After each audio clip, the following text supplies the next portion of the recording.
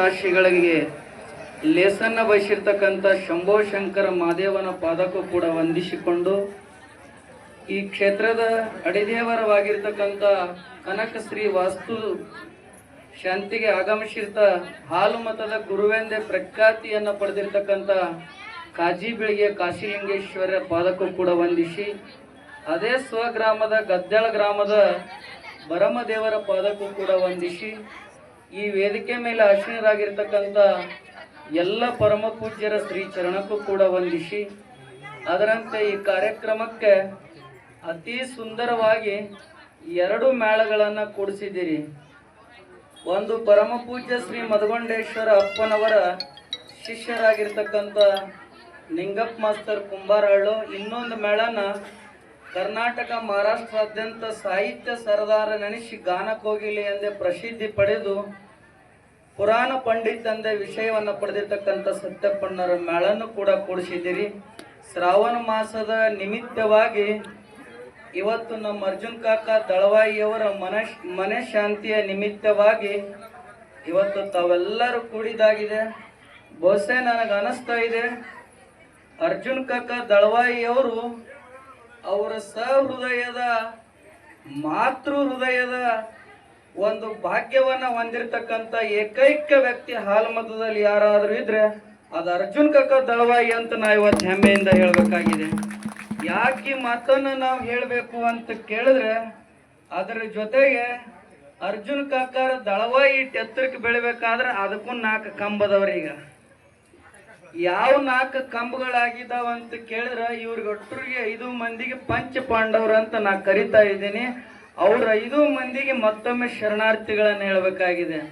ಆಲ್ಗೂರದ ರಾಮನ್ ಸೌಕರ್ಗೆ, ವಕೀಲರಿಗೆ, ನಮ್ಮ ಹೂವಾಪ ಸರ್ಗೆ, ನಾಗು ಹೆಗಡೆಯವ್ರು ಇವ್ರು ಯಾರು ಅಂತ ಕೇಳಿದ್ರೆ 5 ಮಂದಿ ಪಂಚ ಪಾಂಡವರು ಅಂತ ಇವ್ರಿಗೆ ಹೆಸರು ಕೊಟ್ಟಿದಾರ.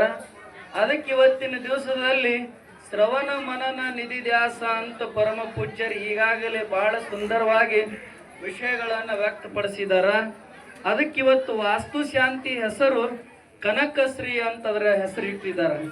ಕನಕಶ್ರೀ ಅಂತ ಎದಕ್ಕೆ ಇಟ್ರು ಅಂತ ಕೇಳಿದ್ರ ಕಾಳಿದಾಸನ ಕನಕಶ್ರೀ ಅಂತ ಅವನ ಹೆಸರನ್ನ ಈ ಪ್ರವೇಶಕ್ಕೆ ಇಟ್ಟಿದಾರ.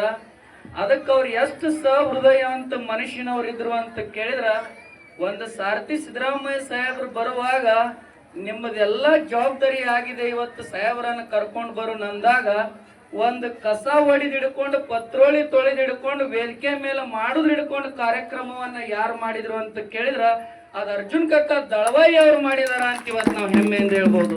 ಯಾಕಂದ್ರೆ ಪ್ರತಿಯೊಂದು ಕಾರ್ಯಕ್ರಮದಲ್ಲಿ ಸಮಾಜದಲ್ಲಿ ಸೇವೆಯನ್ನ ಮಾಡುದು ಹಿಡ್ಕೊಂಡು ಇವತ್ತು ಮನೆಯನ್ನು ಕಟ್ಟಿದಾರ.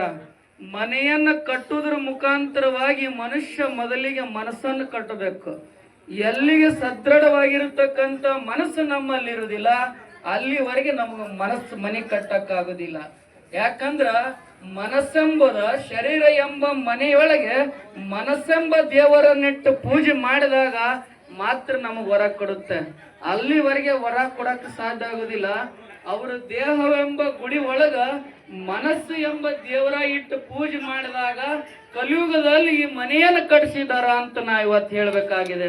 ಅದಕ್ಕೆ ಬಂಧುಗಳೇ, ಬಹಳ ಸಮಯ ತೆಗೆದುಕೊಳ್ಳಲಾರದೆ ಮುಂಬರುವ ದಿನಮಾನಗಳಲ್ಲಿ ಅರ್ಜುನ್ ಕಾಕ ದಳವಾಯಿ ಅವರು ಇನ್ನೂ ಕೂಡ ಹೆಚ್ಚಿನ ರಾಜಕೀಯ ರಂಗದಲ್ಲಾಗಲಿ ಆರ್ಥಿಕ ರಂಗದಲ್ಲಾಗಲಿ ಅವ್ರು ಇನ್ನೂ ಭಗವಂತ ಆಯುರಾರೋಗ್ಯ ಐಶ್ವರ್ಯಗಳನ್ನು ಕೊಟ್ಟು ಕಾಪಾಡಲಿ ಅಂತ ಹೇಳುತ್ತಾ ತಮ್ಮೆಲ್ಲರಿಗೂ ಕೂಡ ಬಹುಶಃ ಗುರುಗಳು ಒಂದು ಮಾತನ್ನ ಹೇಳೋದ್ರು, ನಮ್ಮ ಸಮಾಜಕ್ಕೆ ಸಂಸ್ಕಾರ ಅನ್ನೋದು ಬಹಳ ಮುಖ್ಯ, ಶಿಕ್ಷಣ ಅನ್ನೋದು ಬಹಳ ಮುಖ್ಯವಾಗಿರ್ತಕ್ಕಂಥದ್ದಂತ.